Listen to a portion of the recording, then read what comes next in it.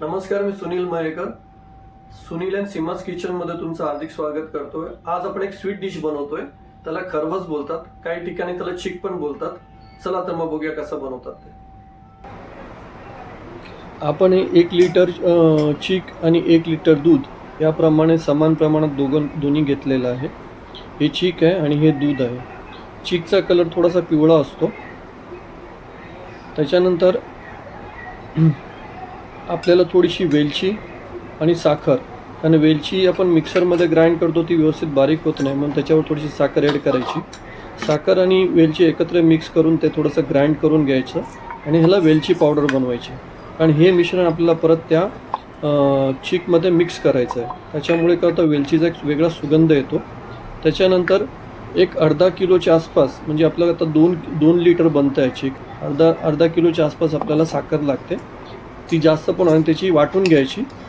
त्याला पिठी साखर बनवायची, कारण पिठी साखर केल्याने काय होतं की ह्याच्यामध्ये मिक्स व्हायला एकदम आरामात ती मिक्स होते. आता हे सगळं आपण मिश्रण मिक्स करून घेतलेलं आहे. त्याच्यामध्ये वेलची पावडर, पिठी साखर आणि चिक आणि दूध. आता हे व्यवस्थित मिक्स करायचं, कारण चिक जरा जाडं असतं, दूध पातळ असतं. ते व्यवस्थित एकत्र झालं पाहिजे. जर ते एकत्र नाही झालं ना तर ते बरोबर शिजणार नाही. आता याच्यामुळे थोडा कलरसाठी आपल्याला ह्याच्यामध्ये हळद टाकायची आहे. हळद टाकल्याने एक होतं, थोडासा एक पिवळा कलर येतो आणि ते दिसायला पण छान वाटतं. नाही टाकलं तरी चालेल, पण हा फक्त दिसण्यासाठीच आहे, कलर चांगला दिसतो. हे सगळं आपण एकत्र मिक्स करून घेतलेलं आहे. आता आपण मोठा कुकर असतो, कारण 2 लिटर बनवायचं असतं त्याला मोठा कुकर लागतो. त्याची 3 भांडी असतात वेगवेगळी, 2 छोटी असतात, 1 मोठी असतात. त्याच्यामध्ये आपण समप्रमाणात, म्हणजे तिन्ही याच्यामध्ये इक्वल ह्याच्यामध्ये आपण ओतून घेऊया. पण एक गोष्ट लक्षात ठेवा, ओतताना पूर्ण डब्बा आपल्याला भरायचा नाही आहे, कारण हा चिक जेव्हा शिजतो ना तेव्हा तो थोडासा फुलतो. म्हणून आपल्याला 3 डब्यामध्ये जेव्हा आपण घेतो तर त्याच्यामध्ये हा गॅप तुम्हाला ठेवावा लागणार. जो आपण वरती गॅप दाखवतोय तुम्हाला, तेवढं गॅप आपल्याला सोडावं लागेल. लक्षात ठेवा, हे 2 किलोचं बनतं. त्याच्यानंतर एक कुकर घ्या. कुकरला रिंग लागलेली पाहिजे, सिटी लावायची नाही आपल्याला. ठीक आहे, सिटी लावायची नाही, रिंग असली पाहिजे.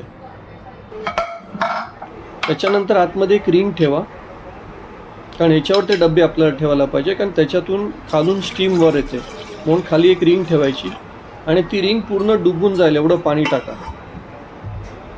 कारण हे जे पाणी आपण टाकतोय त्याची जी वाफ निर्माण होते, त्या वाफेवरच हे आपला चिक शिजणार आहे. आता मोठा डबा खाली ठेवा आणि बाकीचे दोन्ही डबे त्याच्यावर लावा. आता हे आपण व्यवस्थित ठेवलेले आहेत. आता झाकण लावून घ्या. लक्षात ठेवा, सिटी आपल्याला लावायची नाही आहे. आणि आता आपल्याला 45 मिनिट्स ठेवायचं आहे. 45 कंप्लीट 45 मिनिट्स. आणि हे बघा, आता ह्याच्यामध्ये सुरी टाकून बघा हे शिजलेलं आहे. हे सुरीला लागत नाही आहे, ह्याचं आहे ते कंप्लीट शिजलेलं आहे. थंड झाल्यावर याचे तुकडे करून घ्या. बघा किती सुंदर कलर आलेला आहे. थंड झाल्यानंतरच तुकडे करा आणि टेस्टला पण चांगलं वाटतं.